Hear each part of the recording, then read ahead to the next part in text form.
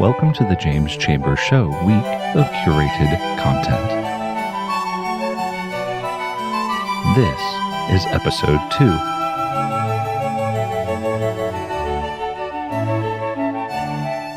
All right. Trump's money. So we're going into section 2. Dirty money. We are going to briefly skim over the huge New York Times story that came out last week about Trump and how he got his money and how his dad, Fred Trump, actually built an empire, a legitimate empire, and then ended up siphoning money constantly to Donald, who kept continuously failing at all of his business ventures. And so Fred kept him afloat financially for like all of his life. So he was probably still claiming losses. Sorry. Oh, no, that's in there too. Yeah, for sure. They were doing some shady tax stuff. So let's just say this. So by age 3, Donald Trump was already getting a $200,000 annual salary. By age 8, he was a millionaire. And then he was sort of passed along into the business as a multimillionaire by the time he was a teenager. So Donald Trump claimed, of course, that his first initial loan for his business or all his business empire was $1 million he got from his dad. And of course, because like dads do, they give you $1 million. Right. I wish my dad had $1 million to give me. I know. And you know, of course, in his situation, he paid it back with interest. Done deal. Yeah. Okay. So we all kind of figured that was contractors. Right. Well, we all kind of figured that one, that's either that's complete bullshit, or two, it's bullshit. It's a fucking $1 million loan. Like, that's small. I mean, come on. Like you came with a silver spoon in your mouth and boofing. Like I was going to say end up your butt. But yeah. Boofing is correct. So is silver a psychotropic drug? In enough quantity. That's what. Really? I have okay. no idea. Probably. So this is what he actually got. If it's sterling. In today's dollars, Trump got $140 million as his first loan. And well, who could possibly survive off of that, Marshall? I know. It's really difficult to deal with. I mean, it's such a small. Who could pay their bills? It's a pittance.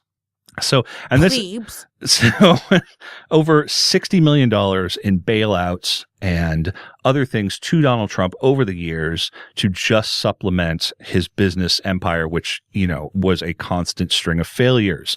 So Fred Trump legitimately had a business empire, albeit done through some shady tax mechanisms and all kinds of other shady dealings that he had done, but he legitimately had wealth. And he was also passing that money to prop up his son, one of his kids, that, you know, Well, it was also an extreme tax write-off for him. Right. And there is some of that in there too. So by 1987, Donald Trump's loan debt to his father had grown to over $11 million. Fred essentially, he could have written that debt off, but then he would have had to pay taxes on it. Yes, he would have had to claim it as, yeah. Right. So what they did instead was they found this solution, which is... Hold up. Mm-hmm. If it was a legitimate loan, he wouldn't have had to do that because it would have been bad debt until he decided to pay it back. Which, sorry. I don't know how they were doing it on the accounting side. However, that money was channeled. I'll be honest. Mm-hmm. I did not read the article because I just knew it would piss me off and make me feel more vindicated and even more angry that nobody has fucking listened. And even if they did, they don't care. Right, and right. That's what pisses me off. Don't tell me that you are the party of financial responsibility, fiscal responsibility, social, a small government when you allow this shit to happen. Sorry, that's my second rant. I'm sorry. And you're right. That's the thing, is you are actually very right on that. That's a different, we'll segue off that because I could go into that too. I was actually kind of yelling to myself about that earlier today just because, conservative victimhood. Oh, poor babies. What they ended up doing with this $60 million, this $11 million debt that at this particular time that Donald had accrued to Fred, what they did is Fred bought a 7.5% stake in one of Trump's condo towers for $15.5 million. 4 years later, he sold that stake back to Donald for $10,000. So a massive loss. Right. So they use the transaction to declare an enormous tax write-off, which appears to violate federal law that prohibits deducting any loss or from a sale or exchange of property between family members. So, I mean, and this is just the base level stuff that they were doing, which was purchasing parts of, condos and doing these other things in investing in these properties and stiffing the contractors, and also changing rent structures on rent controlled housing, all kinds of funky things. Denying housing to African Americans, because that's what you do in New York, apparently, if you're Donald Trump. So the thing is, what they dodged by doing just this one scam, they dodged roughly around $8 million in gift taxes and $5 million in income tax. So they dodged.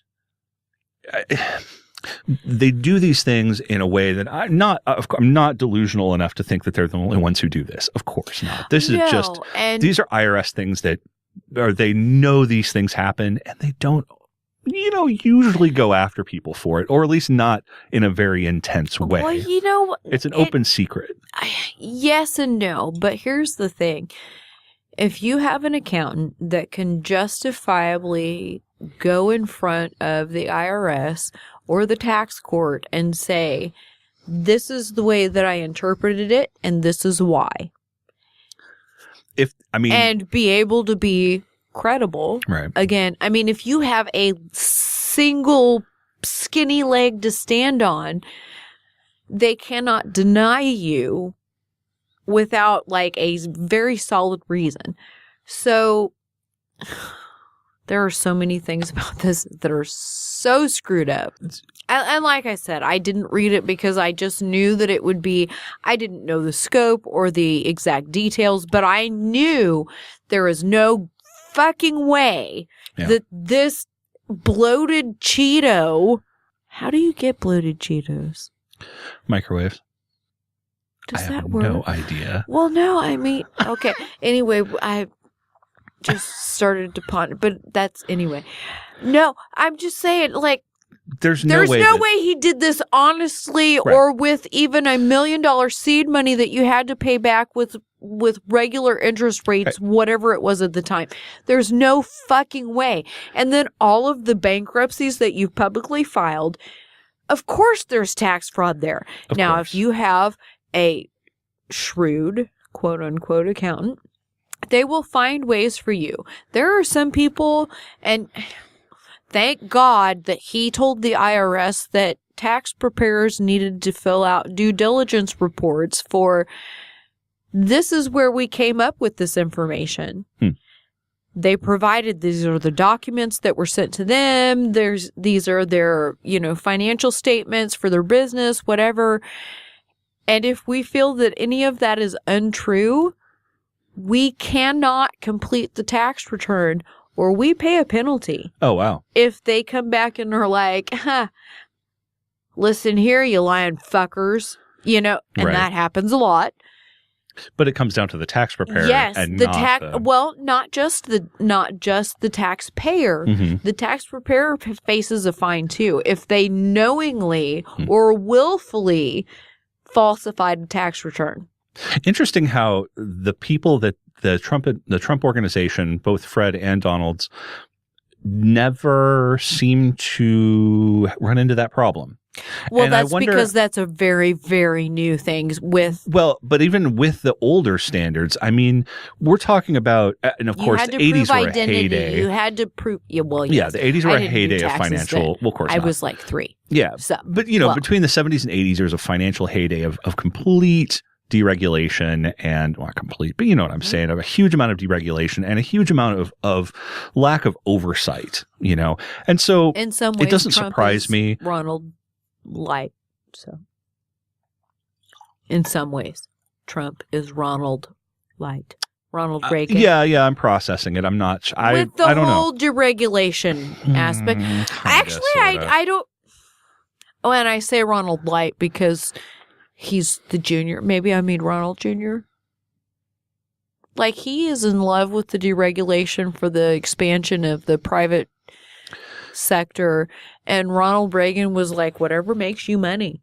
Right. Shining city on the hill. Yeah. I'm trying to remember. I'd have to go back and research that. I am not sure. So that's how I feel like I remember it. This is my editorial piece and opinion. Gotcha. I know. Sorry. Go ahead. Sorry. I'm just being silly.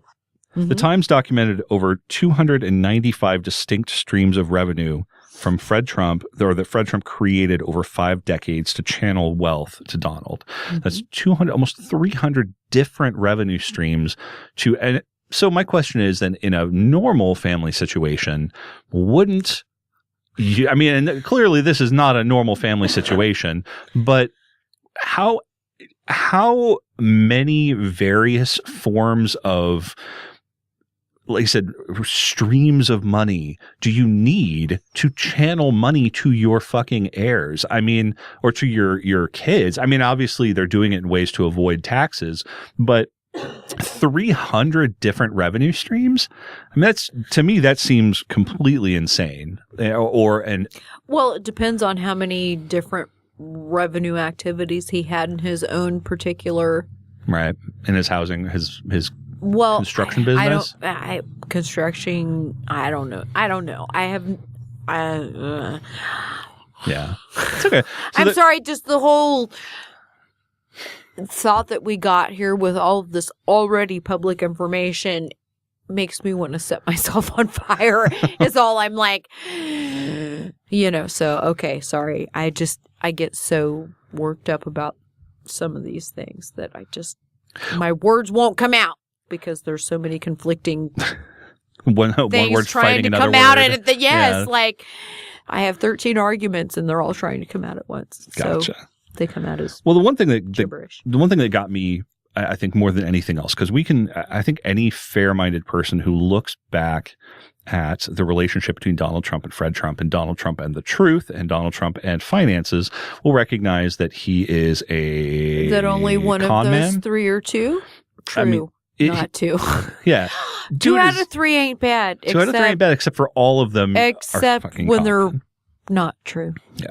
So the biggest thing here, or the biggest thing that surprised me more than anything else, was that he essentially tried to scam his own dad as Fred Trump was aging and becoming more and more frail. He attempted to not rewrite, but addendum or add on to his will, so that Donald Trump tried to do this to his father's will so that he would be the lone executor of the estate and inherit all of his dad's empire. Now, his dad didn't verify that. Did not want this. He did not actually. This was not something that he had prepared, and apparently was very surprised when he discovered that he was about to sign some documents that gave Donald complete executorship of his entire empire. So that happens a lot, by the way. Not sure. Just with rich people. Oh, yeah. No, I'm not. Yeah, I completely understand. But I think that it was very interesting that this was the way that he was going to get more money, was he's been soaking his parents or his dad for literally decades, and then is going to take his entire financial, the entire company. Now, as much as it pains me to defend that, I don't know that you can say that you're soaking your parents. I mean, unless you're saying after the age of majority. What he's doing, he is funding really giving the money. It away. Yeah, his dad's giving that money away to Donald. Well, and it's for the tax benefit. Right. And Donald is wringing himself out of all that cash and just disposing of it in no functional way. He's, in my view, he's taking that money and he's laundering it into a literal laundry basket and throwing it away. I mean, it proves to me that, one, he can't handle business. He was a terrible deal maker, and we'll get to that in a second. But he also does not know how to handle finances because he fucking sank a casino and in Atlantic City, and he bankrupted himself half a dozen times on record, and his dad was propping him up for decades. How do you lose all that money? And that's the real question, is how are you so bad at money that I'm not great at budgeting, but if you handed me $1 million, handed me $100,000, I could figure out how to handle that money pretty effectively. That's because I'm a normal human being. Like, how does this guy not be able to do that? To the tune of hundreds of millions of dollars. So Fred was able to intervene, and before he lost his entire fucking empire when he died to his son, what they did was they formulated this plan, which was these unorthodox tax strategies that the experts apparently told the Times that these were completely dubious and in some cases were completely fraudulent. Like, they were able to shelter a bunch of money in different areas.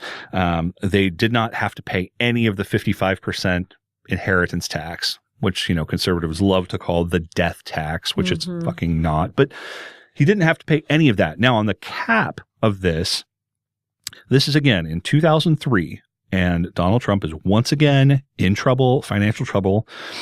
He began selling off what was left of Fred Trump's empire. Now, the sale was completed in 2004, which brought him a huge payday, which was something in the order of today's dollars, $236 odd million. 236 roughly $1 million in today's money. That's but chump change. Here's the fun part. It turned out that the banks that were valuing this, at least this empire, they valued it at hundreds of millions of dollars more than the sales price. So Donald Trump, the master dealmaker, sold this entire multi-hundred million dollar franchise at undervalue. He shorted himself hundreds of millions of dollars in this sale. Like, master fucking dealmaker. The guy who's going to run our finances and get us all straight in the United States of America. It just boggles my mind that he's so bad. He's so bad at fucking money and business. And that's what he run on. That is how people perceive him, as this master dealmaker and master money manager.